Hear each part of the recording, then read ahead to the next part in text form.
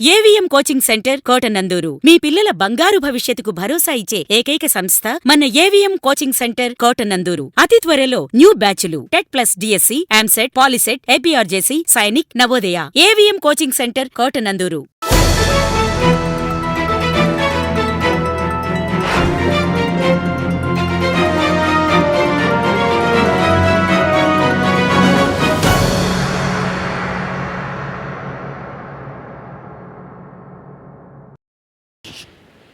ప్రభుత్వ మెడికల్ కాలేజీలో పీపీపీ విధానాన్ని అడ్డుకునేందుకే కోటి సంతకాల సేకరణ. మాజీ మంత్రి దాడిశెట్టి రాజా. ప్రభుత్వ మెడికల్ కాలేజీలలో పీపీపీ విధానాన్ని అడ్డుకునేందుకే కోటి సంతకాలు సేకరిస్తున్నామని మాజీ మంత్రి, జిల్లా వైఎస్ఆర్సీపీ అధ్యక్షుడు దాడిశెట్టి రాజా అన్నారు. కాకినాడ జిల్లా కోటనందూరు మండలం అల్లిపూడి గ్రామంలో మండల వైసీపీ కన్వీనర్ చింతకాయల చిన్నబాబు అధ్యక్షతన జరిగిన కార్యక్రమంలో మాజీ మంత్రి దాడిశెట్టి రాజా మాట్లాడుతూ, సొంత వారికి దోచిపెట్టడమే చంద్రబాబు చేసే సంపద సృష్టి అని, ప్రతి దాంట్లో తన వాళ్లకు మేలు చేయడమే చంద్రబాబు నైజమని అన్నారు. బ్రిటిష్ వారు భారతీయుల స్వేచ్ఛను హరించి ఇబ్బందులు పెట్టిన కేజీహెచ్ లాంటి జనరల్ ఆసుపత్రులు నిర్మించి ఎంతో కొంత మేలు చేశారన్నారు.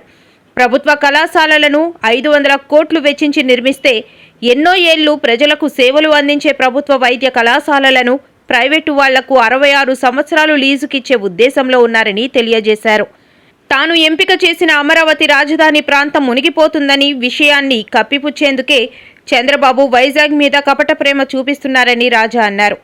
తాము అమరావతికి వ్యతిరేకం కాదని, అమరావతి పేరుతో చేస్తున్న అవినీతికి మాత్రమే తాము వ్యతిరేకమని రాజా ఉద్ఘాటించారు. వైజాగ్లో వస్తున్న గూగుల్ డేటా సెంటర్ భారాన్ని కూడా ప్రజలకు వేసేందుకు చంద్రబాబు సిద్ధమయ్యారని, దానికి ఇచ్చే విద్యుత్ రాయితీలు మొత్తాన్ని సర్దుబాటు ఛార్జీల పేరుతో ప్రజల నుంచి వసూలు చేసేందుకు చంద్రబాబు ప్రభుత్వం రంగం సిద్ధం చేస్తుందని తెలియజేశారు.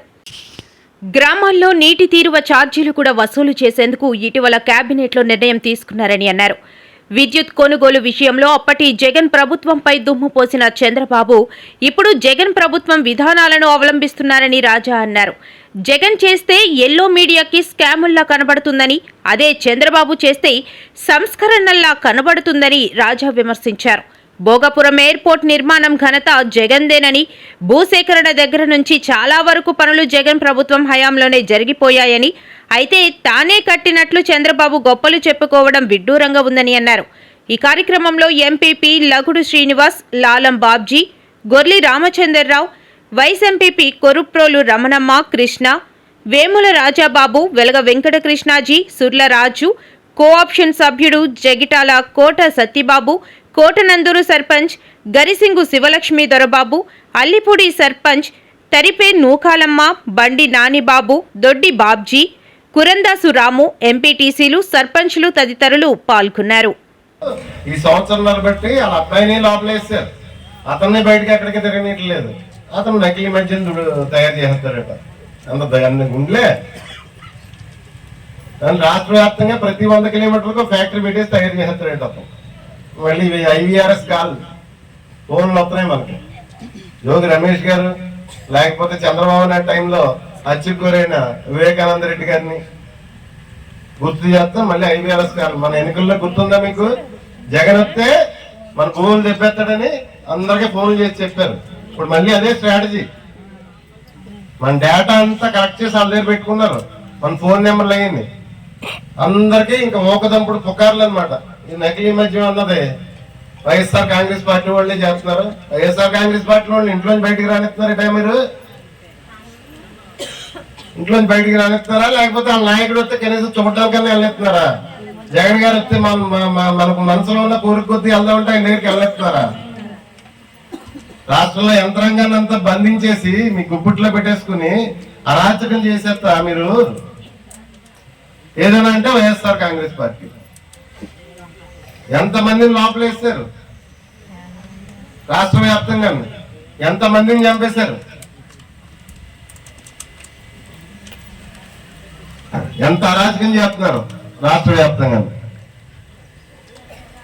మేము దేనికి వ్యతిరేకం కాదు, మీ అవినీతికి వ్యతిరేకం. చాలా క్లియర్ గా మెన్షన్ చేశాను నేను. రెండు పెట్టి చాలా క్లియర్ గా తేడా. 85 కోట్లు బిల్డింగ్ కి, పెద్ద బిల్డింగ్ 85 కోట్లు, 12 అంతస్తుల బిల్డింగ్ కి, పెద్ద బిల్డింగ్ కి 85 కోట్లు, 7 అంతస్తుల బిల్డింగ్ కి చిన్న ఎస్ఎఫ్టీలో కట్టిన బిల్డింగ్ కి 370 కోట్లు. జగన్ గారి బాధ్యతకి నీ విజన్ కి తేడా అది. జగన్ గారికి ఉన్న బాధ్యతకి మీ విజన్ కి ఉన్న తేడా అది. ఏమనంటే విజనరీ తెలివైనోడు చదువుకున్న వాళ్ళందరూ విజనరీ తెలివైనోళ్ళు. పచ్చి దగా చేశాడు. 20 లక్షల ఉద్యోగాలు ఇస్తా అన్నాడు, దారి కనపడలేదు, ఇచ్చేసాను అంటున్నాడు. మీ ఊర్లో ఎంతమందికి వచ్చాయేమో ఉద్యోగాలు? ఎంతమందికి వచ్చాయి ఉద్యోగాలు? జగన్ గారు సచివాలయ ఉద్యోగాలు తెస్తే మీ ఊర్లో ఎంతమందికి వచ్చాయి ఉద్యోగాలు? ఎంతమంది ఉన్నారు ఈ ఊళ్ళో సచివాలయ ఉద్యోగులు, గవర్నమెంట్ ఉద్యోగులు? ఓ 10 మంది ఉన్నారు. ఈ ఊర్లో ఎవరికైనా ఉద్యోగం వచ్చిందో చంద్రబాబు నాయుడు వచ్చిన తర్వాత ఉన్న ఉద్యోగాలు పోయాయి.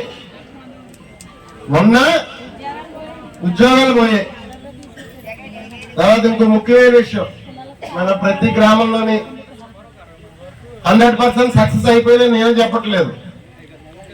మన ప్రభుత్వం వచ్చిన వెంటనే నియోజకవర్గంలో తాగునీరుకి తీవ్ర ఇబ్బంది ఉంది. ప్రతి గ్రామంలోనే తాగునీరుకి ఇబ్బంది పెడుతున్నారు. నా ఓపుకు తగ్గట్టు 1 అవని 2 అవని ట్యాంకులు కట్టించాను నేను ప్రతి గ్రామంలో. కొన్ని కంప్లీట్ అయ్యాయి, కొన్ని కంప్లీట్ అవ్వలేదు. కంప్లీట్ అయినాయి కూడా అక్కడ ఆగిపోయి ఇప్పుడు పూర్తి చేయలేదు. 120 ట్యాంకులు కట్టించాను.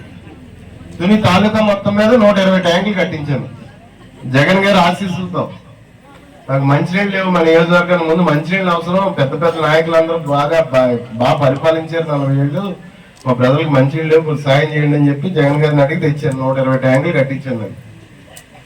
ఇప్పుడు ఆ ట్యాంకుల మీద అలాగే రాష్ట్ర వ్యాప్తంగా జగన్ గారు వాటర్ ముందు ఇంపార్టెంట్ కింద వాటర్ సోర్సెస్ ఉద్దానం కానీ ఏదో ప్రతిదీ జగన్ గారు ఆలోచన ముందు మంచినీళ్ళు ఎంతో మన ప్రజలకు అని చెప్పి ఆలోచన చేసి ఈ మన ఊళ్ళోనే 120 అంటే రాష్ట్ర వ్యాప్తంగా ఎన్ని ఉంటాయి కదా.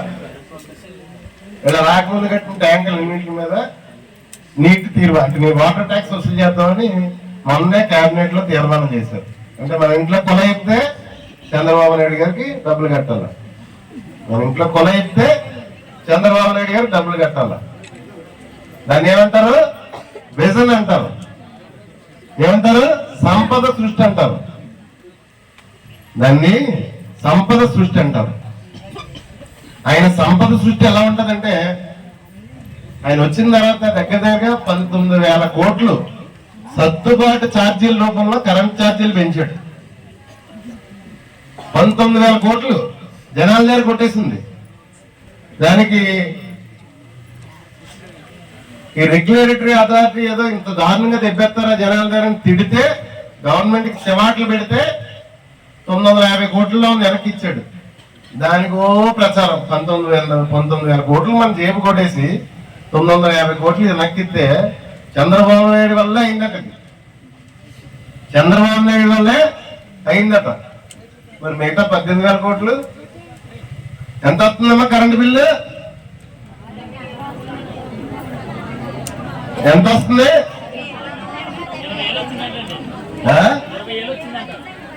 20,000 కరెంటు బిల్లు.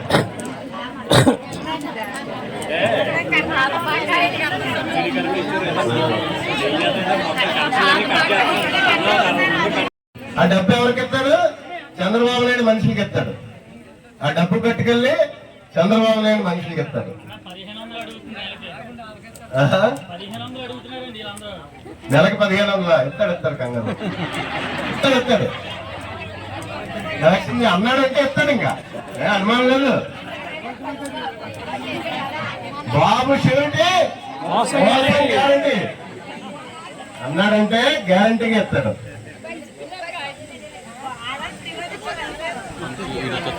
అదొకటి ఇచ్చాడమ్మా. ఇచ్చేయడం నేను ఇవ్వలేదని అంటున్నా.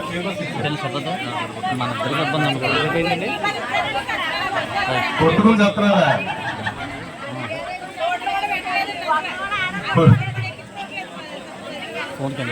మన ఊళ్ళో అందరు రైతులు ఉన్నారు, పంట పండిస్తారు. చంద్రబాబు నాయుడు వచ్చిన తర్వాత ధాన్యం రేటు పెరిగిందా తగ్గిందా? 1 ఎకరానికి ఎంత నష్టం వచ్చింది? 15,000 నుంచి 20,000 నష్టం వచ్చింది. 15,000 నుంచి 20,000.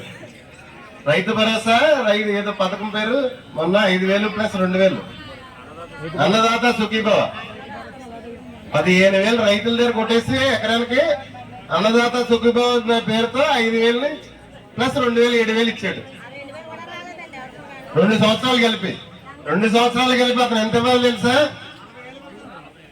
40,000 ప్లస్ 12,000 52,000 ఇవ్వాల. అతను మాట ఇచ్చింది అయితేనే ఎలక్షన్ అయినండి మాట తప్పాడు. 52,000 ఇవ్వాల్సింది 40,000 అన్నా ఇవ్వాల. అతను మాట తప్పాడు కాబట్టి ఎంత ఇచ్చాడు? 7,000 ఇచ్చాడు. పండగ చేసుకోమన్నాడు. మనం మొన్న ఉద్యోగస్తులు కూడా అలా పండగ చేసుకోమన్నాడు. ఉద్యోగస్తులందరినీ కూడా పండగ చేసుకోమని చెప్పాడు.